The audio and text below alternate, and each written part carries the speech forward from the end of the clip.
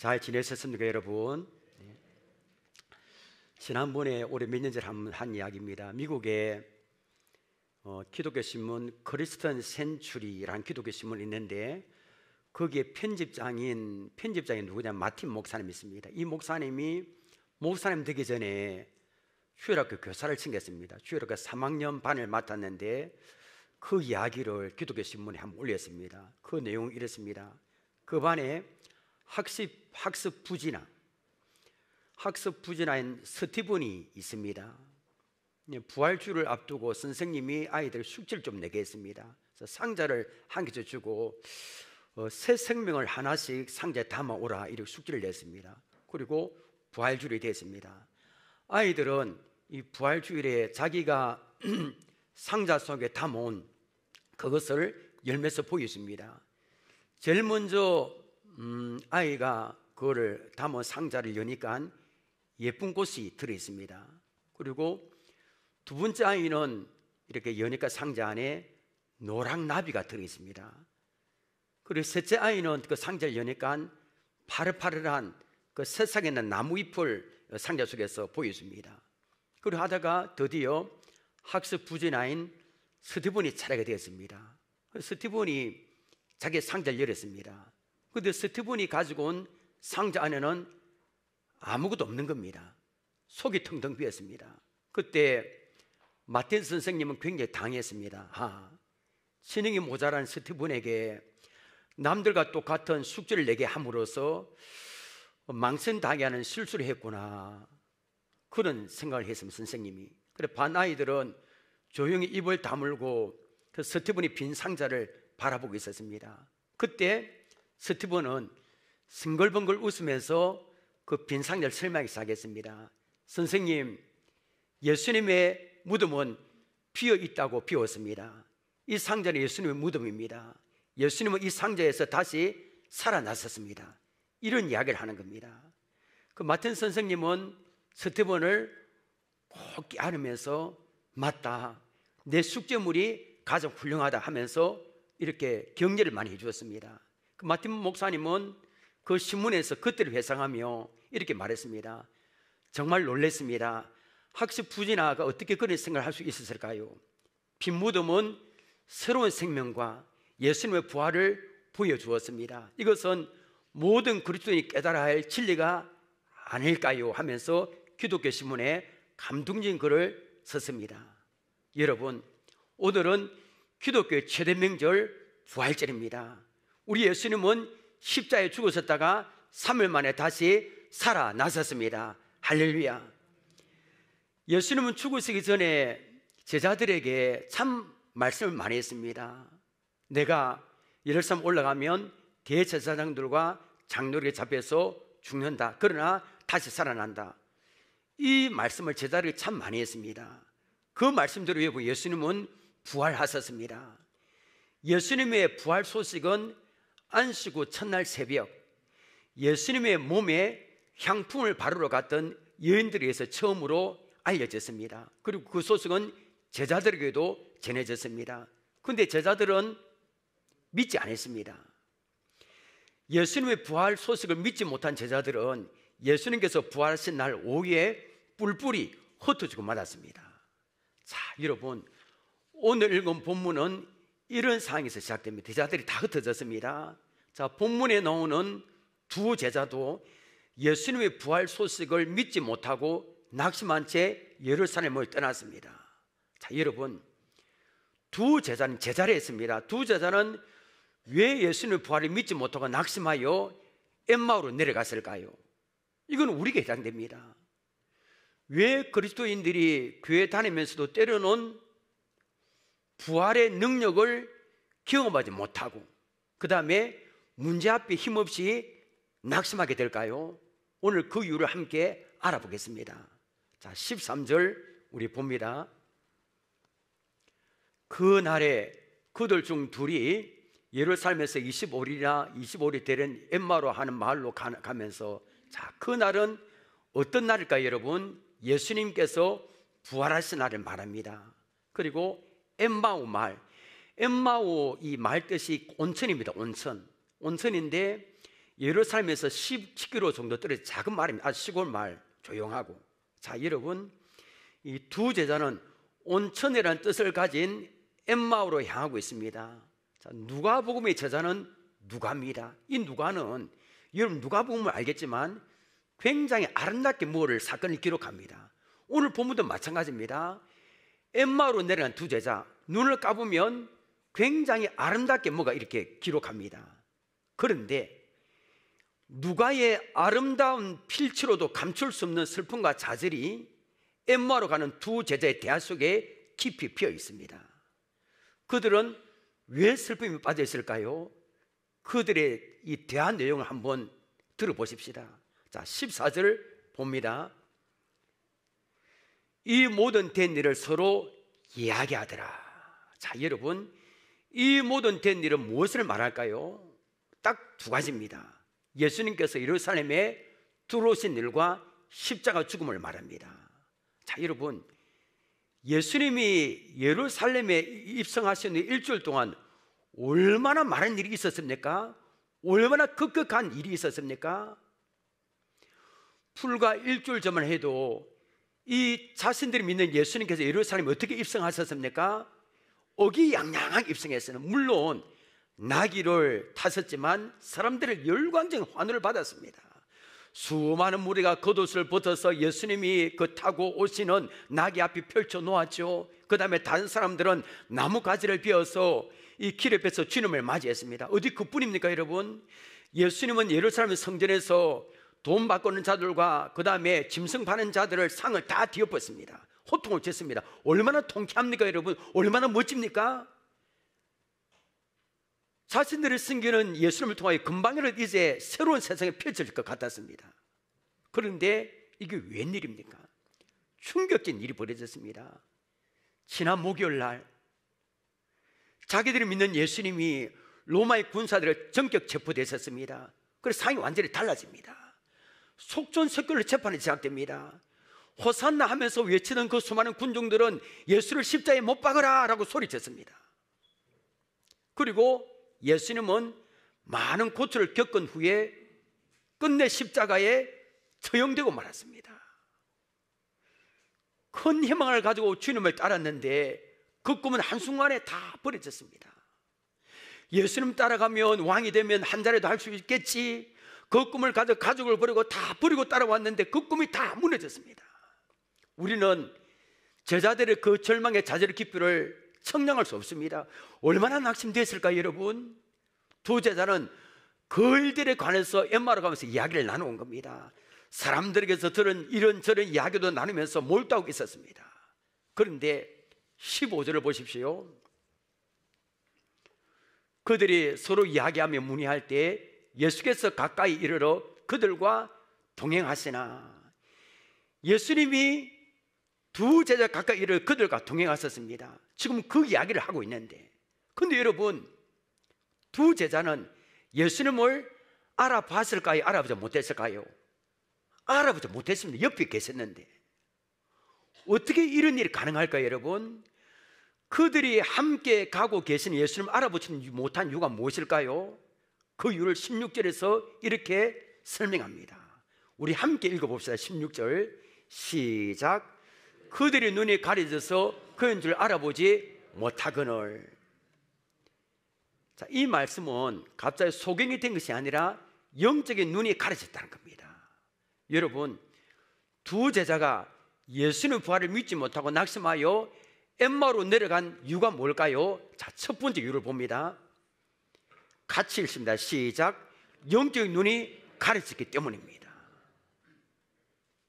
그들이 눈이 가려져서 그인 줄 알아보지 못하거늘. 이 말씀 이런 뜻입니다. 그들이 믿고 따르던 주님이 십자가에서 참혹하게 죽었다는 슬픔으로 눈이 가려진 겁니다. 여러분, 우리도 그렇잖아요. 감당할 수 없는 슬픔이 있으면 옆에 안 보입니다. 옆에 상이 안 보입니다. 옆에 누가 꽃다발을 갖다 줘도, 옆에 뭘 갖고 오도 눈에 안, 빵하고 우유 음료수를 갖고 와도 눈에 안 보이는 겁니다. 그들의 희망을 산산조각 내버린 거대 권력 앞에서 느끼는 절망이 그들의 눈을 가린 겁니다. 그래서 슬픔과 절망에는 콩깍지가 그들의 눈을 가렸습니다. 옆에 예수님이 계시는데도. 여러분, 우리의 눈이 무엇인가 의해서 가려지면 부활하신 주님을 볼 수 없습니다. 하나님께서 우리 가정에 함께 하시고 역사하시는데도 뭔가 슬픔 때문에 가려지면 볼 수 없는 겁니다. 미국의 신학자들 가운데 예수님의 부활을 가장 탁월하게 변론하는 분이 있습니다. 그분의 이름은 하브막스 박사입니다. 하브막스, 이분이 참 유명합니다. 이분이 하브막스 박사는 예수님에 대한 부활을 얼마나 잘 아는 책을 읽고 냈습니다. 그만큼 부활에 관해서 논리적이고 굉장히 확실합니다.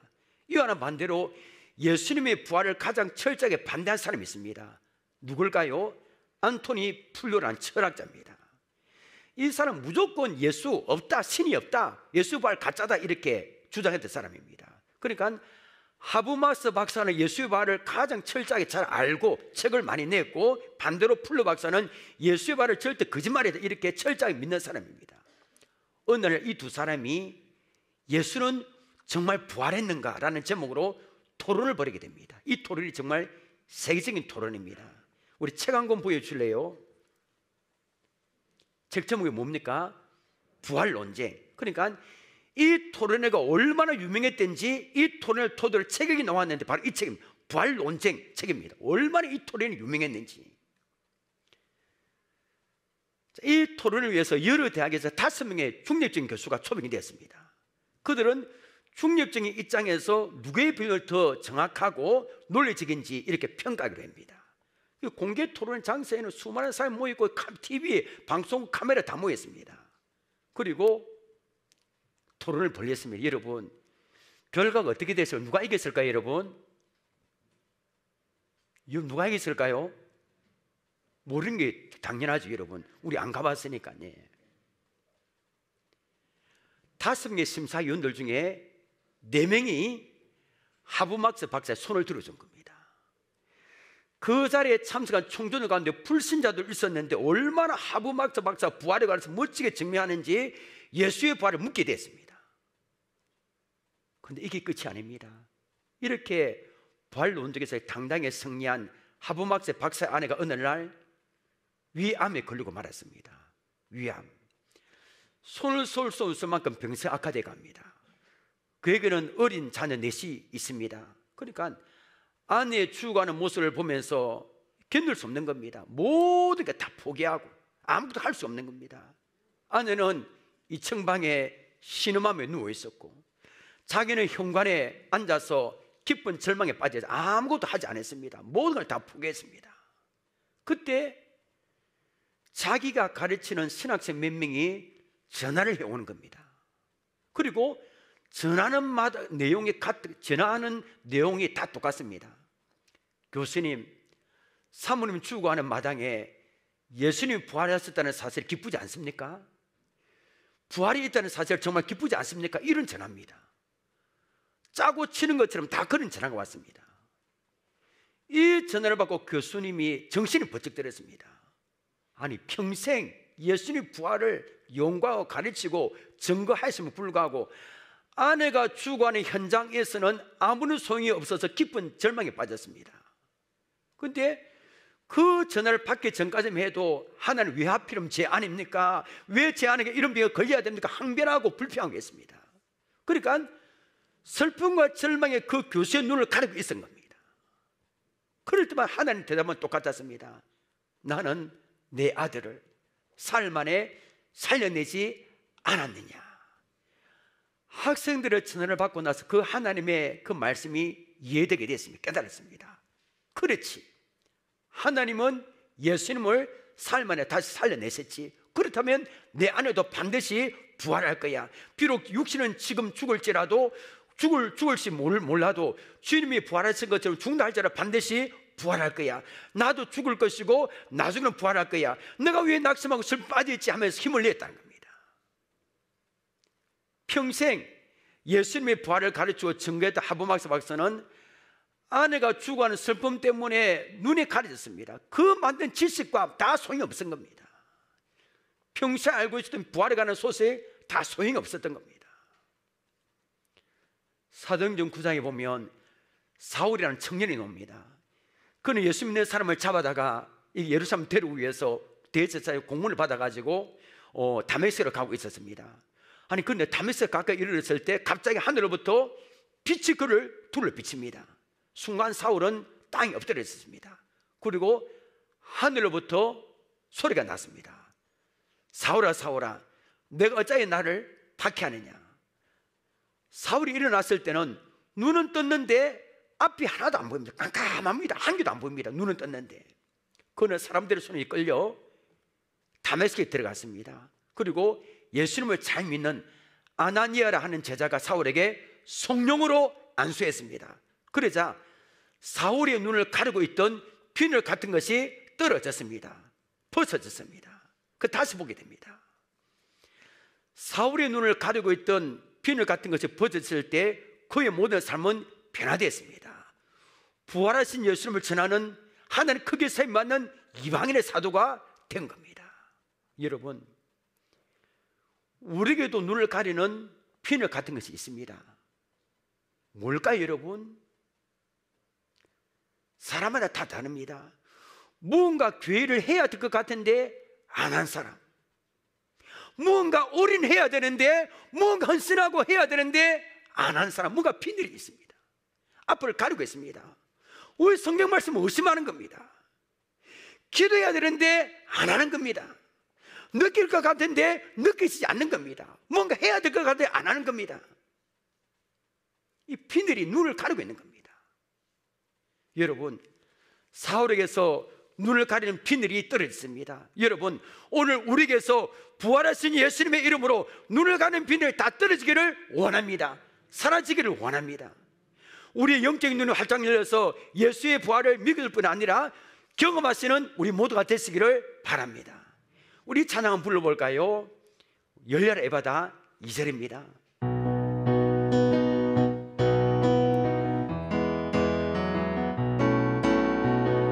아무것도 할 수 없고 아무것도 볼 수 없고 아무것도 들을, 우리 박수 치면서 부릅니다. 세상에서 방황하며 이리저리 헤매일 때 사랑하는 주님 만났네. 어두웠던 나의 눈이 열리고 막혔던 귀가 열렸네.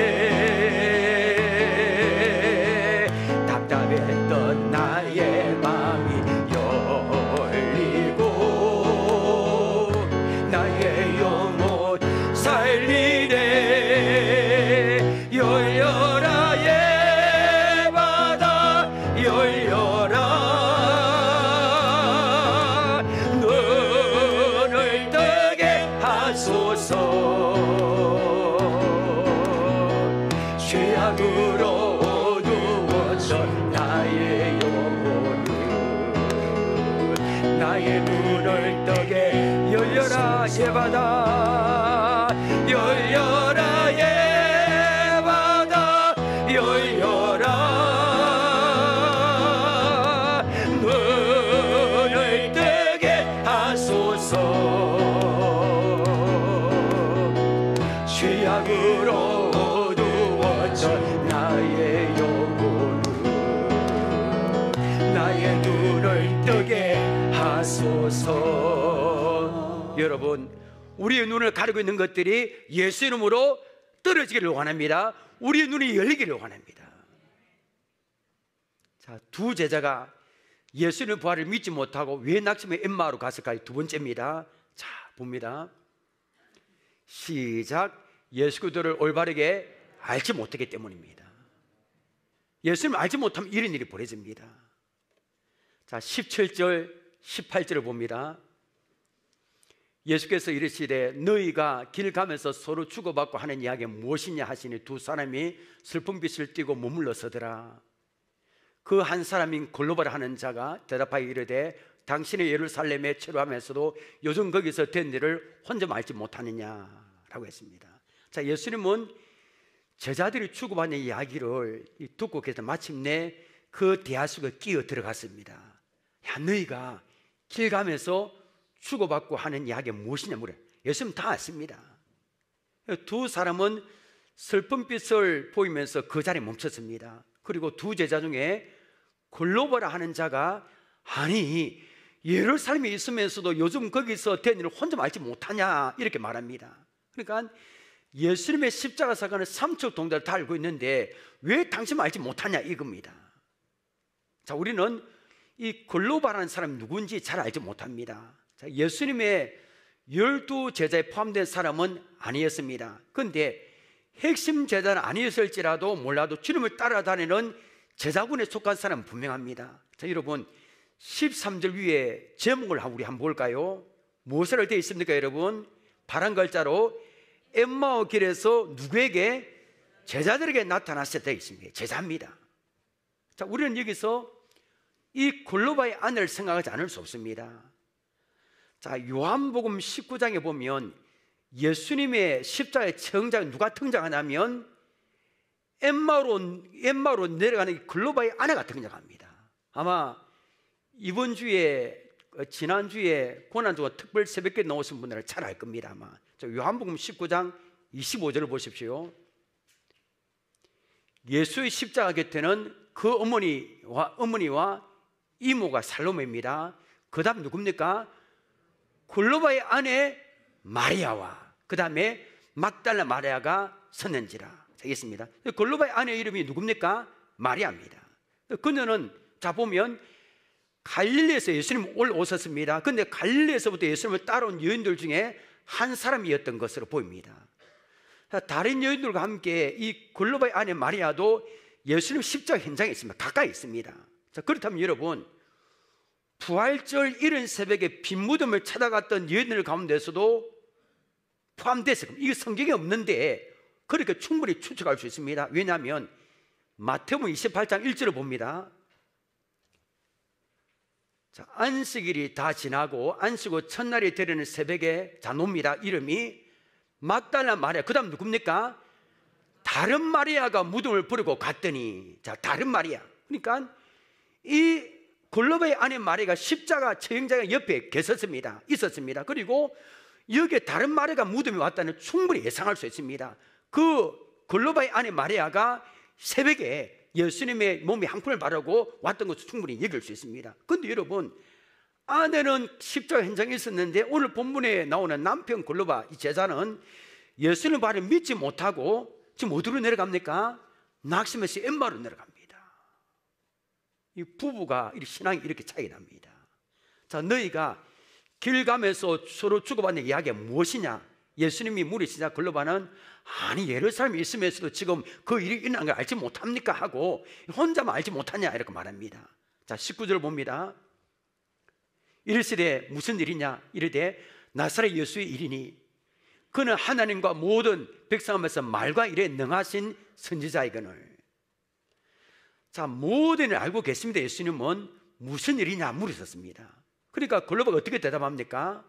그는 하나님과 모든 백성 앞에서 말과 일에 능하신 선지자이거늘 하고 했습니다. 자 여러분 이 부분이 중요합니다. 글로바는 예수님 어떤 분을 알고 있습니까? 말과 일에 능한 누구로? 선지자로 알고 있습니다. 여러분 예수님은 선지자에 불과합니까? 이거 아는 겁니다. 잘 알지 못했습니다. 자 계속 봅니다. 여러분 두 제자가 얼마나 예수님에 대해서 바로 알지 못했는지 몇 가지 더 살펴봅니다. 자 21절입니다. 우리는 이 사람이 이스라엘을 속량할 자라고 바랐노라. 이뿐 아니라 이 일이 일어난 지가 사흘째요. 자 이거 보니까 여기에 예수님은 어떤 분을 알고 있습니까? 이스라엘을 속량할 자로 알고 있습니다. 여러분 이스라엘을 속량할 자라는 것은 로마의 압제에서 조국 이스라엘을 해방시킬 자라는 겁니다. 그러니까 예수님을 로마의 압제에서 이스라엘을 구원해 줄 정체적인 선지자로 알고 있는 겁니다. 이것 또한 잘못되게 알고 있습니다. 요한복음 17장 3절을 봅니다. 자, 이 말씀은 너무 중요합니다. 우리의 구원과도 직결되어 있습니다. 자, 우리 함께 읽겠습니다. 시작. 영생 곧 유일하신 참 하나님과 그가 보내신 자 예수 그리스도를 아는 것이니이다. 영생은 근데 구원 얻는 것. 유일하신 참 하나님과 그가 보내신 자 예수 그리스도를 어떻게 하는 걸 했습니까? 여러분, 아는 것이라 했습니다. 여러분은 예수님을 어떻게 알고 계십니까? 다 사람마다 다를 겁니다. 예수님이 가이사랴 빌립보에 어느 날 가셨습니다. 그리고 제자들이 묻습니다. 야, 세상 사람은 나를 누구라 하느냐? 물으니까 제자들이 이야기합니다. 세상 사람들은 예수님을 뭐 엘리야라 합니다. 아니면 세례 요한이라 합니다. 뭐 예레미야라 합니다. 아니 선지자 중에 한 사람이라 합니다. 다 이렇게 잘못된 대답을 합니다. 예수님은 자, 그러면 너희는 나를 누구라 하느냐 묻습니다. 그때 누가 대답할까요, 여러분? 베드로가 대답합니다. 어떻게 해요? 주는 그리스도시요 살아계신 하나님의 아들이십니다. 백전자니 대답입니다. 이것 대답 또한 성령의 감동으로 행합니다. 자, 여러분, 예수님은 그리스도에 있습니다. 그리스도의 뜻은 기름 부음을 받았답니다. 기름 부음을 받은 자. 여러분, 우리가 잘 알고 있듯이 구약에 기름 부음을 받는 사람이 세 사람이 있습니다. 누굽니까? 왕, 제사장, 선지자. 그리고 예수님의 그리스도라는 것은 예수님이 왕이십니다. 예수님은 제사장입니다. 예수님이 선지자입니다. 그리고 예수님은 하나님의 아들이십니다. 살아계신. 여러분, 예수님은 마귀를 이기신 영원한 왕이십니다. 예수님은 우리 죄악의 문제를 해결한 영원한 제사장이십니다. 예수님은 우리에게 하나님께 나가는 길을 열신 영원한 선지자였습니다. 그 예수님은 지금 살아계신 하나님의 아들이십니다. 두 제자에게 이런 믿음이 없은 겁니다. 예수님을 바로 알지 못했습니다. 여러분은 어떻습니까? 여러분, 예수님께서 사망 권세 깨뜨린 만왕의 왕이신 분이심을 믿습니까? 예수님 우리의 죄 문제 해결한 영원한 제사장을 믿습니까? 예수님은 우리에게 하나님께 나가는 길을 여신 유일하신 영원한 선지자를 믿습니까? 이 믿는 겁니다. 여러분, 예수님을 바로 알아서 그분이 성경대로 십자가에 죽으시고 성경대로 3일 만에 부활하신 살아계신 하나님의 아들이심을 믿으시기를 바랍니다. 이 믿음이 있어야 흔들리지 않는 겁니다. 22절부터 24절까지 봅니다. 또한 우리 중에 어떤 여자들이 우리로 놀라게 하였으니 이는 그들이 새벽에 무덤에 갔다가 23절. 자, 이를 보십시오. 제가 이 부분을 뭘 이야기하면 이 두 제자가 전부 다 자기가 들은 이야기를 하는 겁니다. 보십시오. 그 시대는 보지 못하고 와서 그가 살아났었다 하는 천사들의 나타남을 보았다미라. 자기들 이야기 하나도 없습니다. 또 무리와 함께한 자 중에 두어 사람이 또 이야기한 거 들을 때 이야기합니다. 무덤에 가 과연 여자들이 말한 바와 같음을 보았으나 예수는 보지 못하였느라 하거늘. 자, 여기 보십시오. 재밌는 게 있습니다. 이 구절 안에 두 제자가 알고 있는 것 중에 확실한 것이 아무것도 없습니다. 모두 어짜에 들은 소문밖에 없습니다. 뭐 두 사람이 그렇다 하고 뭐 여자들이 무덤에 갔다 오고 그렇다 하고 없습니다. 여러분, 예수는 부활이 왜 믿지 않을까요? 소문만 듣기 때문입니다. 누구 집사람이 그렇게 하더라, 누구가 그렇게 하더라. 자기가 본 것이 아무것도 없어요. 왜 우리 신앙생활에 힘이 없습니까? 자기가 체험한 것이 아무것도 없기 때문입니다. 옳은 일이 벌어지면 낙성하고 교회를 떠납니다. 여러분, 말씀과 기도를 통하여 은혜를 받고 부활하신 예수님을 인격적으로 만나야 되는 그런 것이 전혀 없는 겁니다. 자기가 본 것 체험이 하나도 없기 때문에 방황할 수밖에 없습니다. 여러분, 우리는 다른 사람에게 들은 이야기로만 들은 예수님이 아니라 내가 직접 경험하고 체험한 그 예수님이 나의 예수님이 되기를 원합니다. 자, 그러면 실망과 절망 가운데 엠마오로 내려갔던 이 두 제자가 예수를 만나고 엠마오로 가던 발걸음 180도 돌려서 예루살렘 왜 오게 됐을까요? 이것이 오늘 제가 여러분에게 전하고 싶은 메시지입니다. 자, 문제 25절 27절을 봅니다. 왜 이들이 180도 달려서 돌아오게 됐는가? 자, 봅니다. 이르시되 미련하고 선지자들이 말한 모든 것을 마음에 더디 믿는 자들이요, 그리스도가 과연 고난을 받고 자기가 자기의 영광에 들어가야 할 것이 아니냐 하시고, 이에 모세, 이 부분이 중요합니다. 27절. 이에 모세와 모세 오경을 말합니다. 성경 5권 모든 선지자의 글로 시작하여 모든 성경에 쓴바 자기에 관한 것을 자세히 설명하시니라. 자, 여기 보면 어떻게 부활하신 예수를 믿고 확신할 수 있을까요? 첫째는 말씀입니다. 성경. 자, 예수님은 미련하고 선지자들의 말한 모든 것을 마음에 더듬 믿는 자들이라고 책망했습니다. 예수님 왜 책망했을까요, 여러분?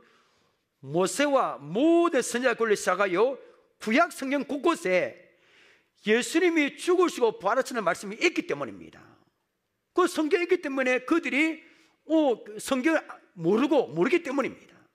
그러니까 구약 성경 곳곳에 그리스도가 죽으시고 다시 살아나시는 말씀, 예언의 말씀을 참 많이 하고 있습니다. 한 예로 다윗은 시편에서 이렇게 예언했습니다. 시편 16편 10절을 봅니다.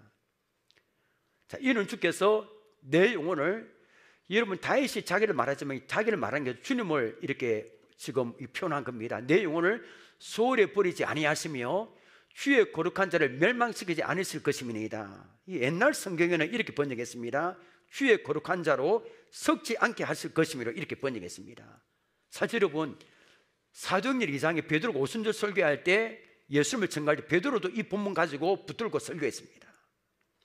다윗이 자기를 두고 한 이야기 아닙니다. 자기를 빗대어서 장차 세상 올시 예수님이 죽으시지만 하나님 반드시 그를, 주님을 다시 살리시는 그런 예언입니다. 여러분, 예수님은 구약 선지자들이 예언한 대로 장사 지낸 바 되셨다가 성경대로 살만하 다시 살아나신 줄 믿으시길 바랍니다. 이 성경에 관한 믿음입니다. 생각한다고 예수님 바로 믿어지는 게 아닙니다. 용관도 믿어지는 게 아닙니다. 예수님 직접 성경을 가르쳤잖아요. 제가 이 부분 이상한 게, 아니 예수님이 두 제자에게 야 내가 그다 라면 해결되는 거 아닙니까 여러분? 내가 그 사람. 그런데 예수님 그렇게 안 했습니다. 어떻게 했습니까? 성경 말씀은 모세 오경 선지자들 성경에 하나하나 가르치면서 그 십자가 사건과 부활을 가르친 겁니다. 여러분 때문에 성경 말씀을 자주 읽으시길 바랍니다. 늘 시간 될 때마다 사모하는 마음으로 읽으시길 바랍니다.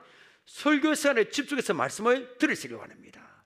왜냐하면 히브리서 4장 12절 말씀 때문입니다. 자, 함께 읽겠습니다. 시작. 하나님의 말씀은 살아있고 활력에서 좌우에 날선 어떤 검보다를 예리하여 혼과 영과 및 관절과 골수를 찔러 쪼개기까지 하며 또 마음의 생각과 뜻을 판단하나니. 여러분, 하나님의 말씀은 살아있습니다. 죽은 말씀이 아닙니다. 나를 변화시킵니다. 하나님 말씀은 어떤 검보다를 예하여 내 영과 혼과 및 관절과 골수를 찔러 쪼개가는 능력의 말씀이 하나님 말씀이라는 겁니다. 때문에 이 말씀을 읽고 들을 때 오늘 본문의 32절 말씀처럼 우리 마음이 뜨거워집니다. 이 32절에 뜨겁다 이 말은 불타답니다. 여러분, 말씀 들을 때 우리의 마음이 불타기를 원합니다. 뜨거워지기를 원합니다. 이 성경을 자주 읽어야 됩니다. 자주 읽을 때 누구에게 들은 부활이 아니라 내가 그 성경을 통해서 부활의 확신을 가지게 될 수 있습니다. 30절부터 31절까지 봅니다. 그들과 함께 음식 잡수실 때 먹을 떡을 가지사 축사하시고, 자, 성찬입니다. 이게 성찬. 성은 떼어 그들에게 주시니. 31절, 그들의 눈이 밝아져, 드디어 밝아졌습니다. 그인 줄 알아보더니 예수는 그들에게 보이지 아니하시는지라. 이때 예수님의 몸이 우리가 더 신뢰한 몸입니다. 벽을 통과하고도 문이 닫게 들어올 수 있고 육신이 있는데 우리 몸은 다릅니다. 그런데 보였다가 사라지신 겁니다. 여러분, 그들이 예수님의 축사하신 떡을 먹으면서 눈이 떠졌습니다. 여러분, 우리 성만찬할 때도 이런 은혜가 있기를 원합니다. 이것이 성만찬의 축복입니다. 성찬이 이렇게 중요합니다. 떡을 먹고 마신다는 것은 예수님의 몸이 내 안으로 들어오는 것을 의미합니다. 실제로 들어오는 것이 아니라 예수님이 나의 인격 삶 속에 들어오는 겁니다. 예수님의 살과 피가 내 안으로 들어와서 그분과 내가 하나를 될 때 능력이 나타나는 겁니다. 눈이 떠집니다. 주님의 살과 피가 삶 속에 들어올 때 능력의 삶, 부활의 삶을 살 수 있습니다. 자, 이제 마지막으로 33절부터 35절입니다. 이게 오늘 설교의 클라이막스입니다. 곧 그때로 일어나 예루살렘에 들어가 보니 11 제자 및 그들과 함께한 자들이 모여 있어. 그다음에 말하기를 주께서 과연 살아나시고 시몬에게 베드로에게 보이셨다 하는지라. 35절, 두 사람도 길에서 된 일과 예수께서 떡을 떼심으로 자기들에게 알려지신 것을 말하더라. 자, 여기서 여러분 제일 중요한 키포인트가 무엇일까요? 여러분 33절에 곧 그때로 일어나 예루살렘으로 돌아가 보냅니다. 돌아간다. 엠마오로 가던 두 제자가 가던 길을 포기하고 예루살렘으로 돌아갔습니다. 이것이 바로 신앙입니다. 여러분 진정한 신앙은 뭘까요? 내가 가던 길을 잘못된 길을 멈추고 돌아가는 겁니다. 하나님께로 원하는 곳으로 돌아가는 겁니다. 근데 어떤 사람은 자기가 가는 길과 하는 일을 무조건 추구에 달고 기도합니다. 우리 기도할 때 그런 일이 많죠. 이렇게 작정하고 기도하는 겁니다. 하나님께 이렇게 묻고 해야 되는데, 그리고 하나님께서 원하시는 안데도 불구하고 그 일을 붙들고 기도합니다. 그것이 잘 되면 복을 생각하고 잘못되면 복을 받지 못했다. 아닙니다. 여러분 내가 하나님 보시에 잘못된 길을 가면 하나님 막으시죠. 망하게 합니다. 신앙이 무엇입니까? 내 인생의 글이 근본적으로 수정되는 겁니다. 내 인생의 목표가 수정되는 게 바로 참 신앙입니다. 이 두 제자는 엠마오로 가던 길을 포기하고 예루살렘으로 돌아갔습니다. 예루살렘 돌아가 보니까 11명의 제자가 모여 있습니다. 그리고 부활한 예수를 만났다 이야기합니다. 그리고 이 두 제자도 아니야 우리도 만났다 하면서 길에서 만난 일을 다 이야기하는 겁니다. 이제 예수님은 11제자에게만 보이신 것이 아닙니다. 누구든지 만나 주신 겁니다. 지금도 마찬가지입니다. 부활하신 예수님은 길거리에서 만날 수 있고요, 집에서 만날 수 있고, 교회 기도장에서 만날 수 있고, 어느 곳에서나 누구에게든지 다 만날 수 있습니다. 여러분 이 예수님 우리도 만날 수 있기를 축원합니다. 여러분 부활의 능력을 소유하시기를 원합니다. 여러분 부활선언 가지고 세상에 나가서 승리하는 삶을 살아가는 우리 모두가 되시기를 바랍니다. 말씀 맺겠습니다. 오늘은 부활절입니다. 예수님은 사망 곳에 이기시고 3일 만에 다시 살아나셨습니다. 부활하셨습니다. 이것은 역사적인 사건입니다. 신구약 성경에 수없이 기록되어 있습니다. 그런데도 여러분 우리 중에 혹시 엠마로 내려간 두 제자처럼 이 부활을 의심하는 분이 계십니까? 아니 예수님의 부활을 믿지 않으므로 힘이 없는 신앙생활을 하고 있는 분이 계십니까? 우리 가정에 큰 돌이 막혀 있어도 이 부활의 예수님 능력으로 돌문이 떨어져 나갑니다. 그것을 전혀 경험하지 못한 분이 계십니까? 어떻게 해야 될까요? 여러분 핵심 요약을 보십시오. 우리 눈을 가리고 있는 비늘을 벗겨달라고 기도하십시오. 우리 눈을 가리고 있는 것이 벗겨져야 됩니다. 어신과 불신앙으로 어두워진 눈을 밝혀달라고 기도하십시오. 그리고 예수님을 바르게 아시기를 원합니다. 예수님 바르게 알기 위해서는 성경 말씀을 자주 읽는 수밖에 없습니다. 설교 시간에도 집중해서 말씀을 듣는 겁니다. 그리고 성만찬의 은혜입니다. 경건하고 사모하는 마음으로 성찬에 참여하기로 힘쓰십시오. 이렇게 할 때 우리 삶 가운데 계시는 우리의 삶 가운데 들어와 계시는 부활의 주님을 만나게 되고 부활의 능력을 수여하게 될 것입니다. 오늘 부활주일에 이런 은혜가 우리 삶 가운데 충만히 넘칠 수 있도록 주님의 이름으로 축원합니다. 기도하겠습니다. 하나님 오늘 부활절입니다. 예수님은 사망권을 이기시고 3일 만에 부활하셨습니다. 이것은 역사적인 사건이고 신구약 성경에 수없이 기록되어 있습니다. 그러나 우리 중에 엠마오로 내려간 두 제자처럼 예수님 부활을 의심하는 사람은 없습니까? 지식적으로 알고 있고 슬픔과 어떤 상에 부닥치면 그 부활 선앙에 전대 온데 없이 날아가 버리고 방황하는 그런 분은 없습니까? 어떻게 하면 좋겠습니까? 하나님 우리의 눈을 가리고 있는 비늘을 벗겨 주옵소서. 아버지 슬픔과 절망과 아버지 부활의 예수님을 보지 못하게 하는 그 장애물, 그 비늘을 벗겨 주옵소서. 예수님을 올바르게 알기를 원합니다. 그러기 위해서는 성경 말씀을 자주 읽기를 원합니다. 아버지 사모하는 마음으로 설교 말씀을 듣기를 원합니다. 경건하고 사모하는 마음으로 성찬에 참여하기를 원합니다. 이렇게 할 때 우리 삶 가운데 들어와 계시는 부활의 주님을 만날 줄 믿습니다. 우리 성도들의 가슴 안에 부활의 소망이 가득 차게 하시고 부활의 능력을 소유하고 이 부활을 증거하는 제자가 될 수 있도록 역사에 주옵소서. 예수님의 이름으로 기도합나이다. 아멘.